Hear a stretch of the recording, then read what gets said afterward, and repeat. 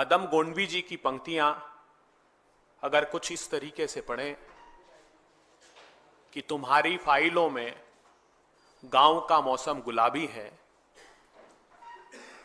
ये आंकड़े झूठे हैं, ये आंकड़े झूठे हैं, ये वादे किताबी हैं, तुम्हारा पेन चांदी का, तुम्हारा सूट सोने का, मगर किसानों के घर में आज भी फूटी रकाबी है। ये पंक्तियां मोदी सरकार के किसानों के प्रति रवैये को चरितार्थ करती है। बीते 10 साल में मोदी सरकार ने जो किसानों के साथ दुर्व्यवहार किया है, उसकी एक लंबी कहानी है। कहते हैं ना, पूत के पांव पालने में दिख जाते हैं। सरकार ने आते ही जो किसानों के खिलाफ एक के बाद एक निर्णय लिए, उससे ये कहावत न सिर्फ चरितार्थ हुई, अपितु 75 करोड़ किसानों के मन में अंकित हो गई कि किसान विरोधी नरेंद्र मोदी। सत्ता में आते ही सबसे पहला निर्णय मोदी सरकार ने लिया कि किसानों को जो 150 रुपए का बोनस धान और गेहूं पर प्रांत की सरकारें दिया करती थी समर्थन मूल्य के ऊपर, वो जून 14 में एक आदेश जारी करके सभी राज्यों को कह दिया कि अगर ये बोनस आपने देना जारी रखा तो हम आपका समर्थन मूल्य पर से अनाज खरीदना बंद कर देंगे। दूसरा निर्णय लिया दिसंबर 2014 में, जब एक के बाद एक अध्यादेश लेकर आए किसानों की भूमि के उचित मुआवजा कानून, जो कांग्रेस पार्टी ने, मनमोहन सिंह जी, सोनिया गांधी जी ने, सभी राजनीतिक दलों की सहमति से बनाया था, उसको रोकने के लिए 3 अध्यादेश लेकर आए। उसके बाद 6 फरवरी 2015 को सर्वोच्च अदालत में एक शपथ पत्र दिया और यह कहा कि अगर किसानों को लागत का 50% ऊपर समर्थन मूल्य दिया तो बाजार डिस्टॉर्ट हो जाएगा। अर्थात व्यापारियों के साथ मोदी सरकार खड़ी हो गई और इस बात से साफ इनकार कर दिया कि वो 50% समर्थन मूल्य कॉस्ट के ऊपर देने को तैयार है।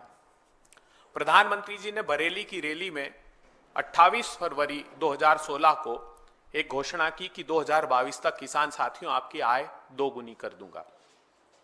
मगर पता लगता है कि 10 वर्षों में एनएसएसओ बताता है कि किसान की आमदनी 27 रुपए प्रतिदिन रह गई है और 74,000 रुपए का औसत कर्ज किसानों पर देश भर में हो गया। फरवरी 2016 में ही खरीफ सीजन में सीहोर में प्रधानमंत्री जी ने एक रैली को संबोधित किया और कहा कि विश्व की सबसे अच्छी फसल बीमा योजना में किसान भाइयों के लिए लेकर आ रहा हूं। उसका हश्र यह हुआ कि आज निजी कंपनियों ने 64,000 करोड़ रुपए का मुनाफा कमाया। किसानों को तो उसका लाभ नहीं मिला, मगर निजी कंपनी मुनाफा योजना बनकर यह योजना रह गई। फिर हमने देखा कि प्रधानमंत्री ने कहा कि कोविड के समय आपदा को अवसर में तब्दील करना है, तो अपने मुट्ठी भर धन्ना सेठ दोस्तों के लिए 2020 में फिर अध्यादेश लेकर आए और कृषि के क्रूर काले कानून लेकर आए गए। अब आज पता लगता है कि वो क्रूर काले कानून, नीति आयोग में उसका मसौदा एक अमीरी उद्योगपति भारतीय मूल के शरद मराठे, उन्होंने ये प्रस्ताव दिया था, जिसको ये कृषि के क्रूर काले कानून के रूप में लेकर आए। वो कानून भी इसलिए लेकर आए थे कि इसेंशियल कमोडिटी एक्ट में संशोधन करके वैल्यू चेन पार्टिसिपेंट्स को असीमित मात्रा में संग्रहण की अनुमति, भंडारण की अनुमति दे दें और उससे वो असीमित मात्रा में भंडार करके ऐसे समय फसलें बाजार में बेच दें जिस जब किसानों की फसलें आने वाली हो और प्राइसेस क्रैश हो जाए और किसानों को फसलों के दाम नहीं मिल पाए।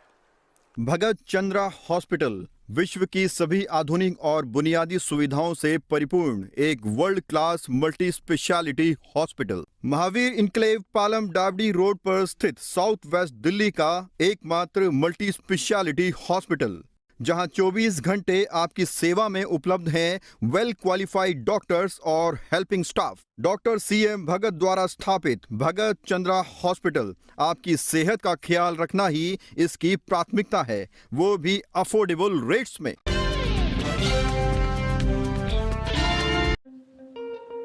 साधना हॉस्पिटल पालम में स्थित, जहां उपलब्ध है 24 घंटे आपातकालीन सेवाएं, आईसीयू, ऑपरेशन थिएटर, खून व पेशाब जांच की सुविधा, अल्ट्रासाउंड और एक्सरे।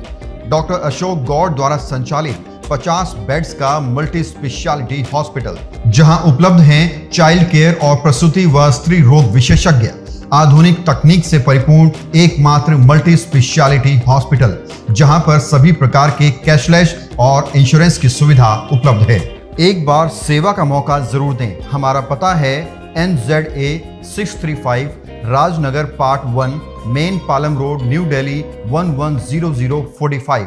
फोन नंबर है 01149323811 और 9310815643।